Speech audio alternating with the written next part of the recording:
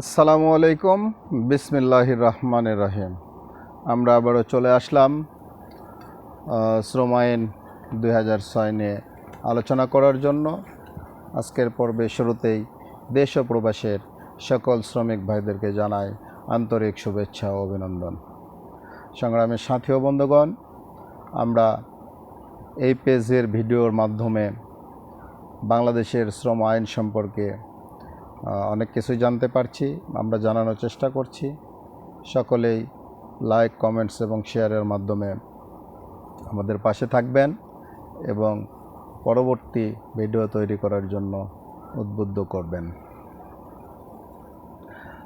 আমরা গত পর্বে আলোচনা করেছিলাম ধারা 14 পর্যন্ত। আজকে আমরা শুরু করছি ধারা 15 থেকে। ধারা 15, ধারা 12, 16, 17 এবং 18 প্রয়োগের ক্ষেত্রে বাধা নিষেধ। এই অধ্যায়ের অন্যত্র যাহা কিছুই থাকুক না কেন, অন্তত 5 জন শ্রমিক নিযুক্ত নয়, পূর্ববর্তী 12 মাসে নিযুক্ত ছিল না, এইরূপ কোনো প্রতিষ্ঠানে ধারা 12, 16, 17 এবং 18 এর বিধানাবলী প্রযোজ্য হইবে না। ধারা 16, লে অফকৃত শ্রমিকগণের ক্ষতিপূরণের অধিকার।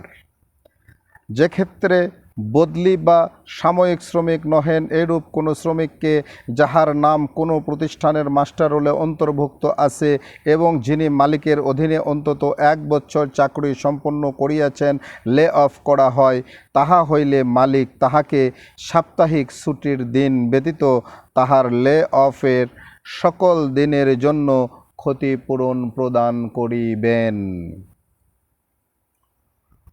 উল্লেখিত ক্ষতিপূরণের পরিমাণ হইবে সংশ্লিষ্ট শ্রমিকের মোট মূল মজুরি এবং মহার্ঘ ভাতা এবং অ্যাডহক বা অন্তর্বর্তী মজুরি যদি থাকে এর অর্ধেক, এবং তাহাকে লে অফ করা না হইলে তিনি যে আবাসিক ভাতা পাইতেন তাহার সম্পূর্ণ সমান।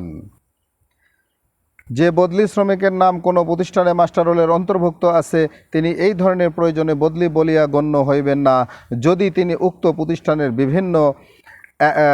বিচ্ছিন্নভাবে 1 বছর চাকরি সম্পন্ন করিয়া থাকেন। মালিক এবং শ্রমিকের মধ্যে নিম্নরূপ কোনো চুক্তি না থাকিলে কোনো শ্রমিক এই ধারার অধীনে কোনো পঞ্জিকা বৎসরের 45 দিনের অধিক সময়ের জন্য ক্ষতিপূরণ পাইবে না।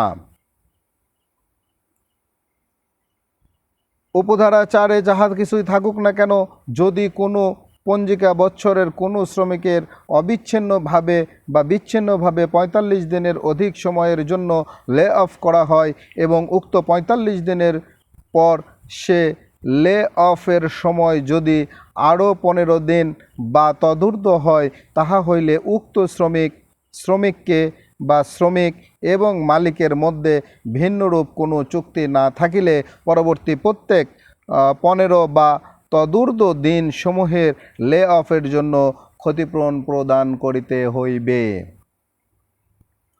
উপধারা 5 উল্লেখিত ক্ষতিপূরণের পরিমাণ হইবে সংশ্লিষ্ট শ্রমের মোট মূল মজুরি এবং মহার্ঘ ভাতা এবং অ্যাডহক অন্তর্বর্তী মজুরি যদি থাকে এর 1/4 এবং যদি আবাসিক ভাতা থাকে তাহার সম্পূর্ণ সমান। কোনো ক্ষেত্রে যদি কোনো শ্রমিককে কোনো পঞ্জিকা বৎসরের উপরে উল্লেখিত প্রথম 45 দিন লে অফ এর পর কোনো অবিচ্ছিন্ন 15 দিন বা তদূর্ধ্ব সময়ের জন্য লে অফ করিতে হয়, তাহা হইলে মালিক উক্ত শ্রমিককে লে অফের পরিবর্তে ধারা 20 এর অধীনে ছাঁটাই করিতে পারিবেন। ধারা 17, লে অফ করিত শ্রমিকগণের মাস্টার রোল।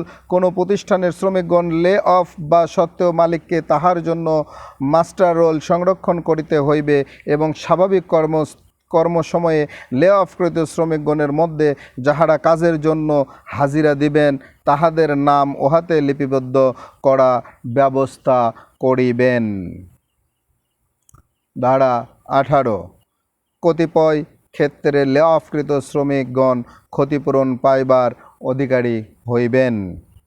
এই অধ্যায়ের অন্যত্র যাহা কিছুই থাকুক না কেন, কোনো লে অফকৃত শ্রমিক ক্ষতিপূরণ প্রদয় হইবে না, যদি তিনি একই প্রতিষ্ঠানে একই মালিকের অধীনে একই শহরে গ্রামে অথবা 8 কিলোমিটার দূরত্বের মধ্যে অবস্থিত ভিন্ন কোনো প্রতিষ্ঠানের দক্ষতা বা পূর্ব অভিজ্ঞতার প্রয়োজন নাই এইরূপ কোনো বিকল্প পদে একই মজুরিতে কাজ গ্রহণ করিতে অস্বীকার করেন।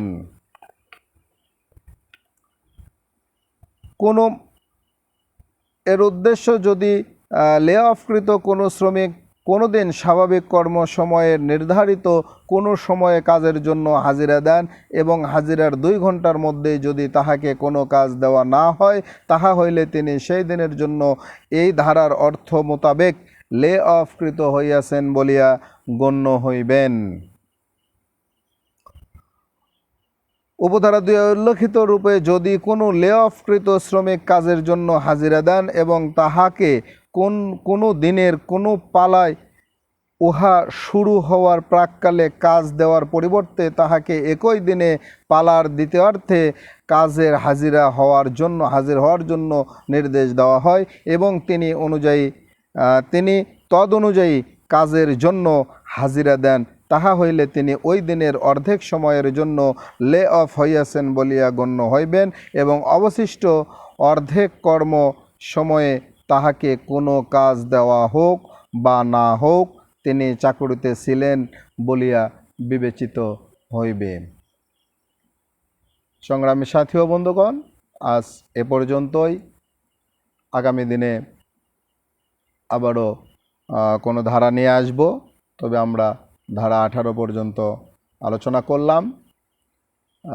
আগামী দিনের পর্বে পর্যন্ত আপনারা সকলে ভালো থাকবেন, সকলে সুস্বাস্থ্য দীর্ঘায়ু কামনা করে আমার নিজের জন্য দোয়া চেয়ে নিয়ে সকলকে ধন্যবাদ জানিয়ে আজকের পর্ব এখানেই শেষ করছি। আসসালামু আলাইকুম।